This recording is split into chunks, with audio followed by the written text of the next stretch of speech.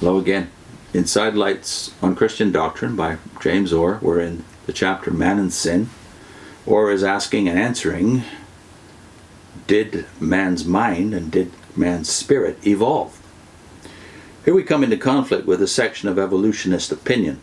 In reply to the statement just made as to man's relation to the lower animals, the evolutionist comes in and says, no, you have intelligence also in animals, and man's intelligence is simply a development out of that lower intelligence by slow gradations till we reach man, with all the faculties he now possesses.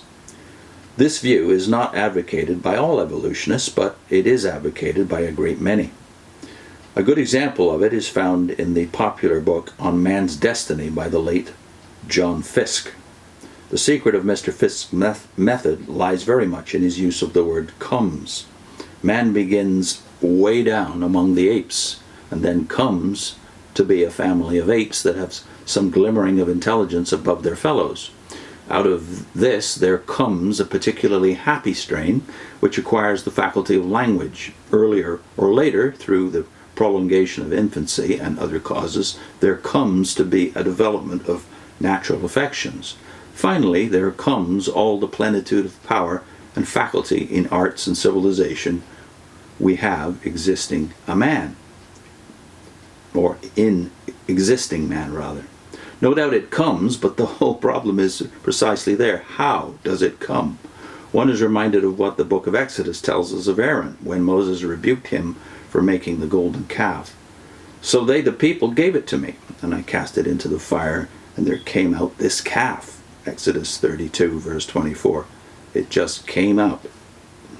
Seriously, I challenge this whole conception of the evolutionary growth of man's mind from the lower animals. If it is asked, where is the distinction? I would reply in the first place that man only is in this true sense a person. There attaches to his nature, and to his nature alone, the sanctity of personality. Whoso sheddeth man's blood, we read, by man shall his blood be shed. For in the image of God made he man. Genesis 9 verse 6.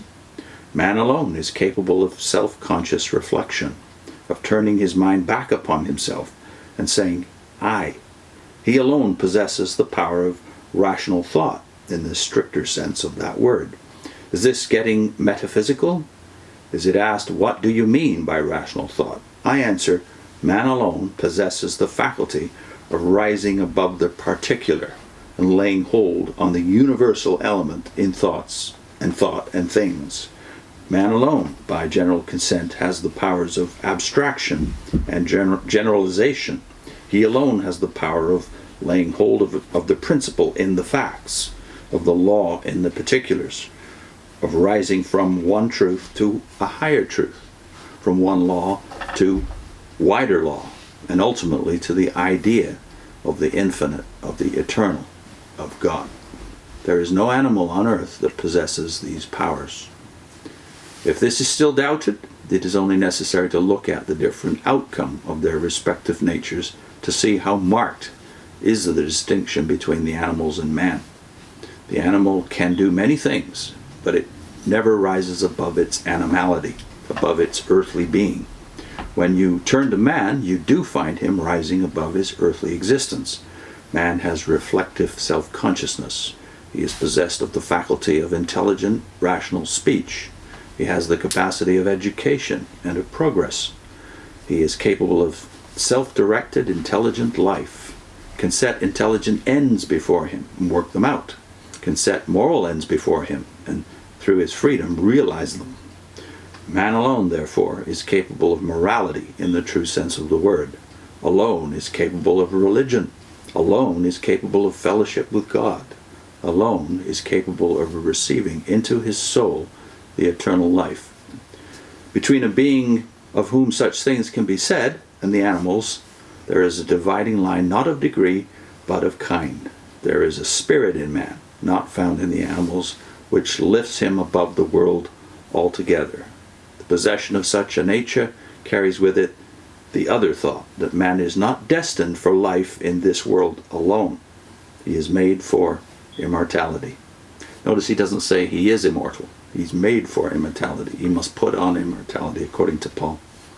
So we're putting a link on your screen to The Diminishment of Man. And Os Guinness has wrote a marvelous book which every Christian should read called Fit Bodies, Fat Minds, where he talks about the ways in which even Christians don't live up to the image of God. I'll put that on next time. Man is a compound being.